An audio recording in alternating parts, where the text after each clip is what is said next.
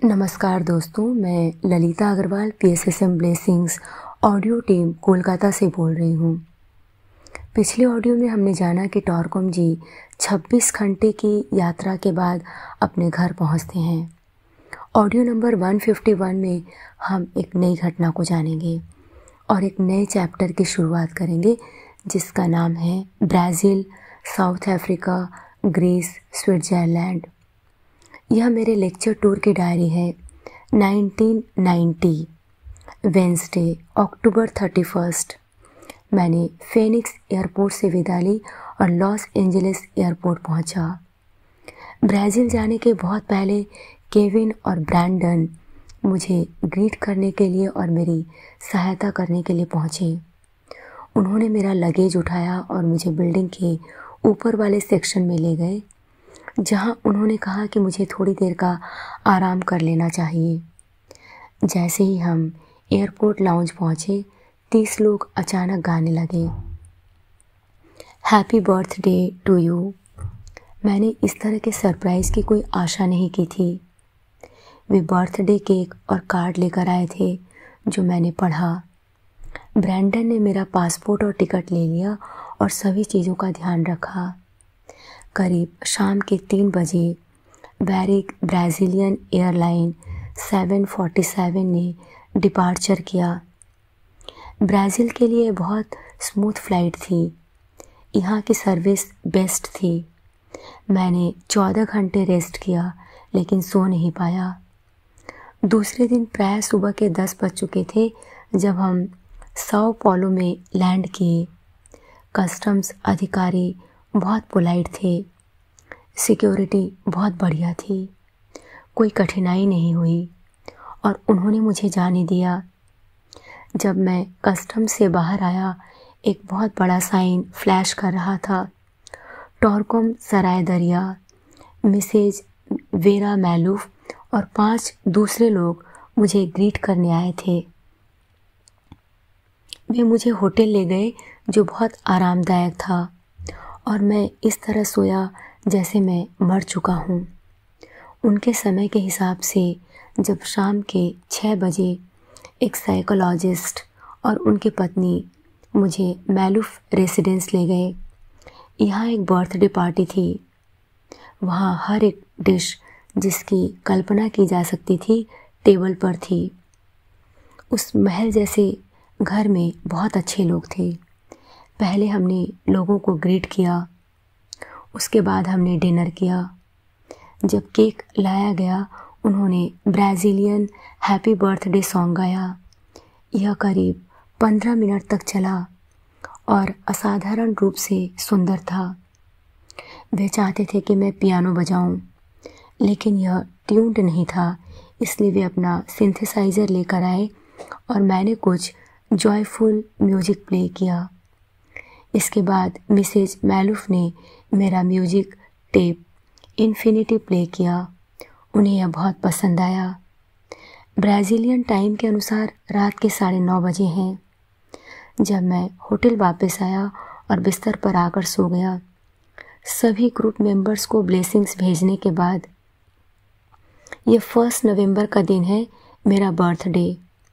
वे मेरे लिए बहुत सारे उपहार लेकर आए थे, लेकिन मैंने वे उपहार बाकी दूसरे लोगों को दे दिए गिफ्ट की तरह, क्योंकि पूरे रास्ते उन्हें यूरोप तक और फिर वापस USA नहीं ले जाना चाहता।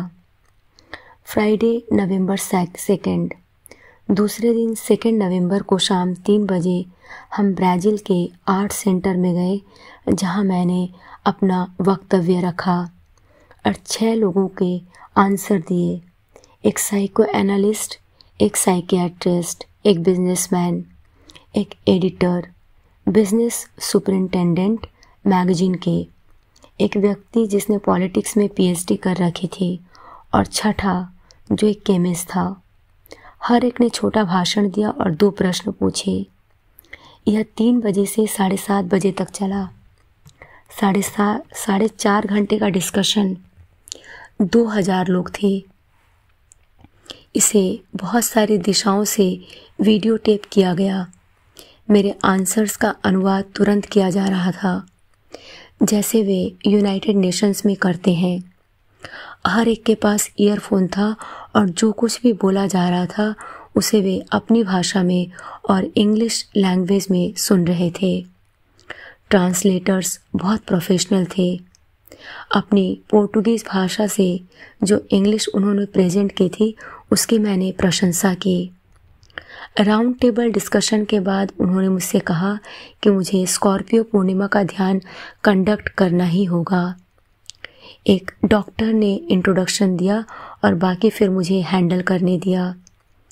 मैंने उन्हें स्कॉर्पियो पूर्णिमा के बारे में बताया, मृत्यु के 8वें हाउस के बारे में बताया और एक्सप्लेन किया कि डेथ कैसे बूढ़े आदमी को इंगित करती है, लेकिन मृत्यु के बाद नए व्यक्ति का पुनर्जीवन होता है।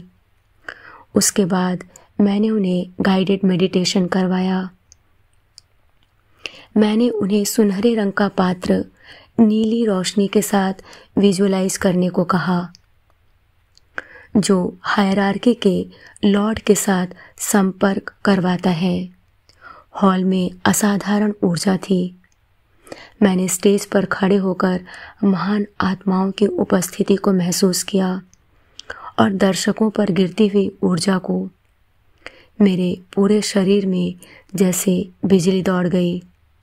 जब यह खत्म हुआ, लोग एक गहरे मौन में चले गए, जहाँ पर एक फुसफुसाहट की भी आवाज़ नहीं थी। मैंने 10 से 15 मिनट का रेस्ट किया। उसके बाद मैंने लोगों का कारवां देखा जो अपने हाथों में मेरी किताबें लिए हुए थे, जो पोर्टुगीज़ भाषा में अनुवादित थी। वे स्टेज पर आए, जहाँ पर करीब 1 घंटे से भी ज़्यादा देर तक मैंने किताबें साइन की। लोग परम आनंद और शांति की अवस्था में थे। कल शनिवार है, 3 नवंबर। मैं इतना रोमांचित हूँ कि मैं इन लोगों के जीवन में आनंद ला पाया। मैं आशा करता हूँ कि मैं ये वीडियो टेप रिसीव करूँगा ताकि आप लोगों के साथ शेयर कर सकूँ। कल शाम को 3 बजे समाज में रिस्पॉन्सिबिलिटी के ऊपर अपना लेक्चर दूँगा। मैं जानता हूँ इसमें कम से कम 2 घंटे लगेंगे। मेरी एनर्जी बहुत हाई है और मैं आनंद की अवस्था में हूँ। कल मैं दिन को रिकॉर्ड करूँगा। जब मैं होटल आया, ट्रॉपिकल फ्रूट्स के 2 बड़े बास्केट मेरे लिए रखे हुए थे। कुछ पत्तियों की तरह भी था। मैंने बहुत सारा खाया और अभी भी खा रहा हूँ। उसके अलावा रेफ्रिजरेटर मिडिल ईस्टर्न फूड से भरा हुआ था, जो मैंने बिना किसी रेस्ट के खाए। अगर मैं थोड़ा मोटा हो जाऊँ तो आश्चर्य मत करना। मैं शब्दों में बयान नहीं कर सकता कि ब्राज़ीलियंस कितने अच्छे लोग हैं। जब मेरा लेक्चर ख़त्म हुआ, एक जेंटलमैन, एक नेटिव ब्राज़ीलियन, जिसके ब्राज़ील में बहुत सारे ग्रुप हैं, ताज की तरह हैट पहने हुए था जो हीरों से जड़ित था। वह स्टेज पर कूद कर आ गया और आंसुओं से भीग कर अपना हैट मुझे दे दिया। मैंने उसे बहुत ज़ोर से और बहुत देर तक गले लगाए रखा। उसके बाद वह चला गया। मुझे याद है जब मैं फ्रैंकफर्ट में था, एक हिंदू ब्राह्मण ने अपना हैट मेरे सर पर रख दिया। मुझे आश्चर्य होता है। इससे मेरी आंखों में आंसू आ जाते हैं और मैंने कहा, हे ईश्वर, मैं इस प्रेम के योग्य बन पाऊँ। आज के लिए इतना ही। अगले ऑडियो में हम एक नई घटना को जानेंगे। तब तक के लिए धन्यवाद दोस्तों। आप सभी का बहुत बहुत आभार। आपका दिन शुभ हो।